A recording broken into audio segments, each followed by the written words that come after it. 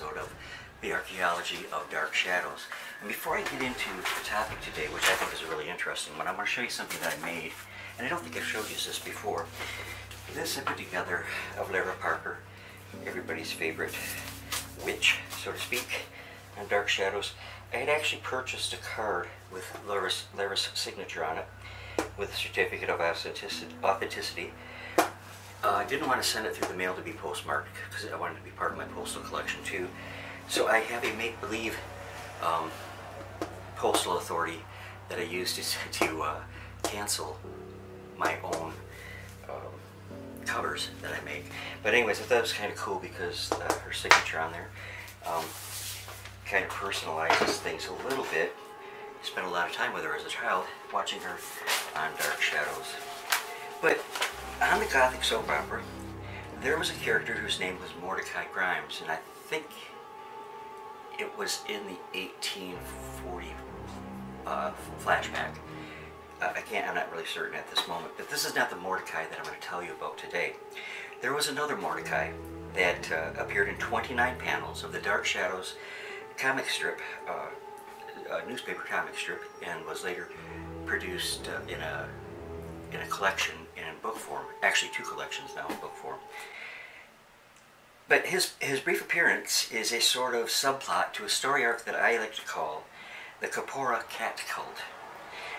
This Mordicae is quite a mysterious man, and he is well versed in the mysticism of the Caribbean islands. Now the story itself revolves around Fern Capora, who knew Elizabeth Stoddard in college, and they were roommates. And Elizabeth fell in love with Paul Stoddard, and Fern had an infatuation with him also, but he married Elizabeth, and Fern felt dejected, as nothing like the anger of a woman scorned, they say. And Fern felt dejected and was sworn to get revenge on Elizabeth for that. Well, Fern moved to the Caribbean, where she seems to have become deeply involved in the occult, in particular the cat cult. Now, it doesn't say if she was involved in that prior to college and her dejection by Paul Stoddard, but she became the leader of that cult. And Fern's sister, Desiree, who is actually Fern in disguise. Anyways, Desiree is making a tour of New England, and arranges to spend a few nights at Collinwood. Soon after her arrival, a large black cat appears, causing lots of problems in the neighborhood. And there are some enigmatic deaths. The victims were killed by the scratch of a black cat whose claws had been dipped in the venom of the tropical fer-de-lance snake. And it is a species that could not exist for very long in Collinsport because of the weather conditions there. So it puzzles everybody in the story how victims were killed with the venom.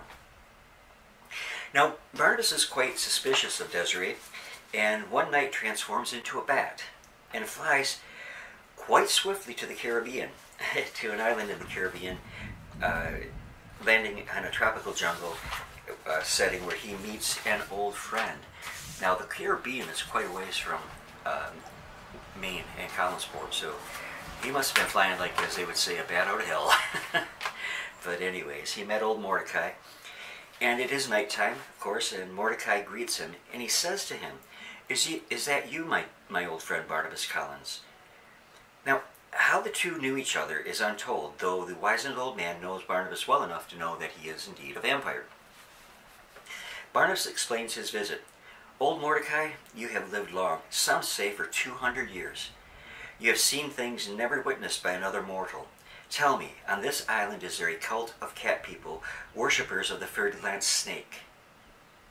Now, these panels are richly atmospheric in style. K. Bruce, Kenneth Wald, who drew the comic strips,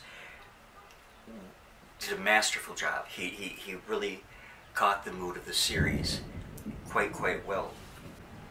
Mordicae confirms that the cult does exist on the island, that he is the only mortal to have watched the cat people's dance of madness, But Barnabas becomes resolute in his desire to witness the dance for himself.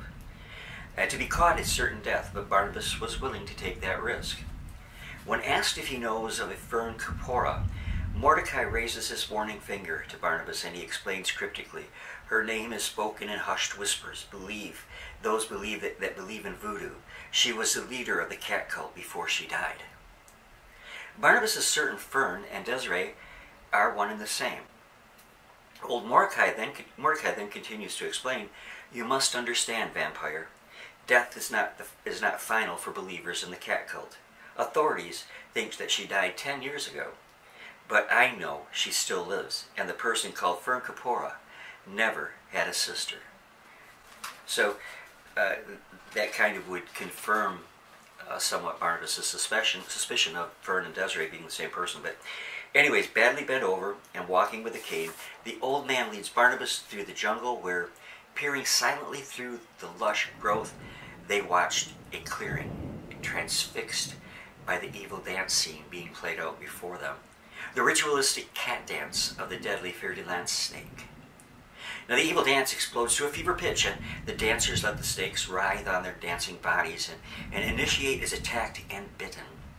And Barnabas was sure she would die, but remember, these are cat dancers, and like their feline counterparts, Mordicae reveals that they each have 9 lives. Not only that, but the cat cult members can transform themselves into a huge black cat actually, at any time they want to. I mean, the only way that they can be killed is while they are in that form.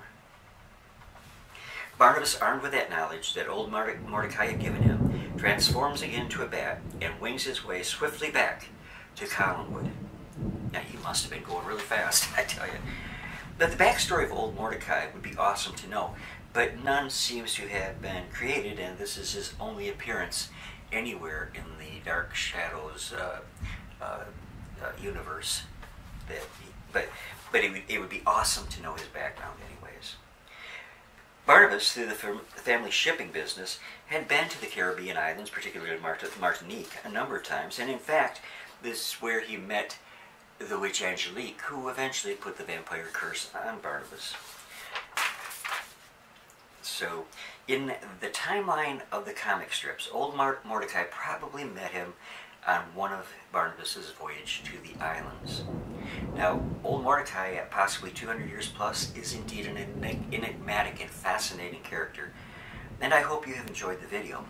I have a really special one that I'm working on for you right now, and it's called the Archaeology of Dark Shadows, The Crucible Connection, and I will leave it at that, and hopefully you will enjoy that when it is completed. Thank you for being with me, my dear friends, and I look forward to being with you all again real soon. I hope you enjoyed the video. Love you much. See you soon.